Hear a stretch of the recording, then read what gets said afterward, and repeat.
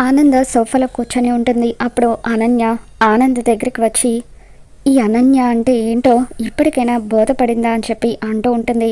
దాంతో ఆనంద అనన్య వైపు చూసి నవ్వుతూ లేచి నిలబడి, బోధపడడమా లేదంటే నీ బొందపడడమా అని చెప్పి అంటూ ఉంటుంది. ఆనంద్ మాటలకి అనన్య ఒక్కసారిగా షాక్ అవుతూ ఉంటుంది.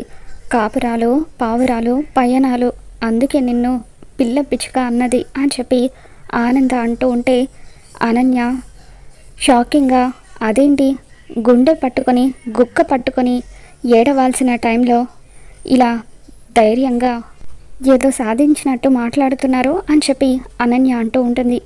దాంతో ఆనంద, అర్థం కాలేదా అందుకే నిన్ను పీతబుర్ర అన్నది. దర్శన్ శరణ్యలను వేరు కాపురానికి పంపించింది నువ్వనుకుంటున్నావా? నా ప్లాన్ వల్లే వాళ్ళు వేరు కాపురానికి వెళ్ళారు అని చెప్పి ఆనంద అంటూ ఉంటుంది.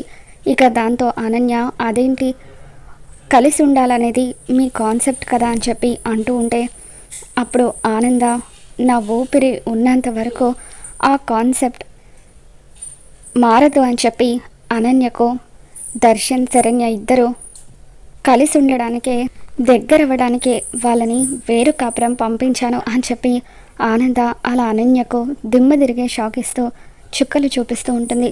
మరి రాబోతున్న ఎపిసోడ్లో ఏం జరగబోతుందో మళ్ళీ మన ఛానల్లో తెలుసుకుందాం. ఈ వీడియో మీకు నచ్చినట్లయితే తప్పకుండా లైక్ చేయండి.